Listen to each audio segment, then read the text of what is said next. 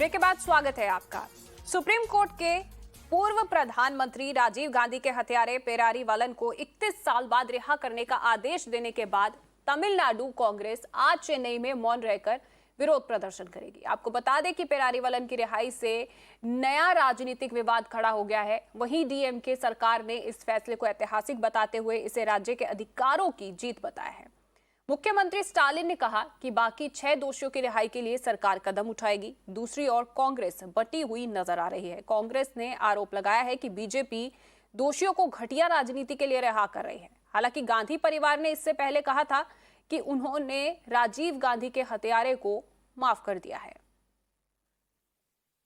And for more in this, my colleague Dharni has joined me on broadcast. So, Dharni, after 31 years, Perarivalan has been released, and meanwhile, Congress is opposing it, and Tamil Nadu Congress is going to stage a silent protest. What time would this protest start, and with whose stalwarts can we expect in this protest? Yesterday, Tamil Nadu Congress chief Alagiri, he put out a statement telling that the party will hold a silent protest today from 10 a.m. to 11 a.m. in protest against the verdict that was pronounced by the Supreme Court yesterday as far as the Perarivalan's release is concerned. So K.S. Alagiri told that, all their party workers, they'll be tying a white cloth on their mouth as part of the protest.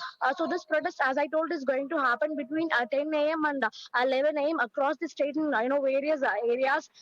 Congress chief K.S. Alagiri is expected to participate in a protest in another district, not in Chennai, because he's currently not in Chennai. So most probably he'll be participating in a protest at Chidambaram area of Tamil Nadu.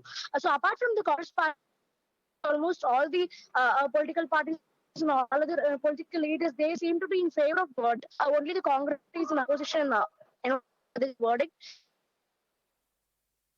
Chief Minister M.K. Stalin, he met Perarivalan and his mother personally in the evening, and he greeted them on the verdict. And in fact, Perarivalan, he expressed his happiness towards the release, and the Chief Minister advised him to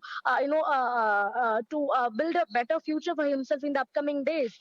So even later in the night, Perarivalan, he also met opposition party leaders EPS and OPS at their respective residences, because the ADMK has also played a huge role as far as his release is concerned. It was in 2018 under the ADMK government, a cabinet recommendation was sent, for the release of the 7 convicts.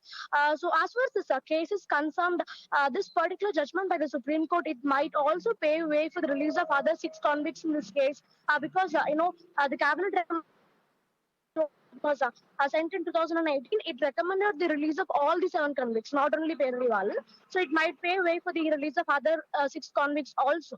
It is also important to note that, yesterday while pronouncing the convict, Supreme Court justices, they pulled down Tamil Nadu governor for sitting on the cabinet recommendation for so long, and they told that it's against the constitutional norms. So that's one important point we are getting out from this judgment. In fact, Chief Minister M.K. Stalin, he told that this judgment is not only upholding the human rights, it's also upholding the state's rights.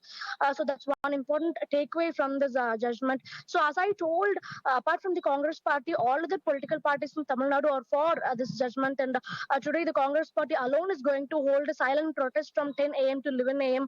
To express their discontent over the judgment. Yes, definitely a protest would be held today in Chennai by Congress. Thank you so much for this information.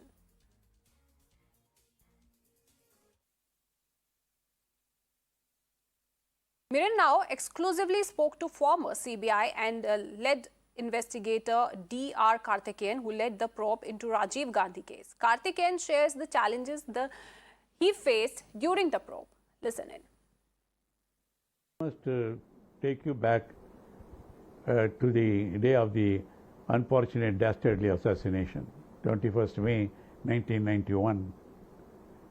Very next day, I was in my office in Hyderabad. I got a call from Delhi. First, the DG of the Central Reserve Police Force, Mr. KPS Gill, he was my DG. I was in the Central Reserve Police Force at that time. I was IG in charge of Southern Sector in Hyderabad.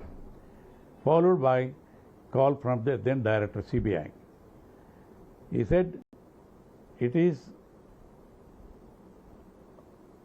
a case in which neither the IB nor the CBI, nor the RAW or NAW had any clue as to who could have done this and why. I think that was the morning meeting in the Cabinet Secretary's office. So I was called to say that the government is keen, there should be an investigation. So the then Director CBI said maybe it will end up like Kennedy assassination because there is no clue from either of the intelligence agencies. It may end up like Kennedy assassination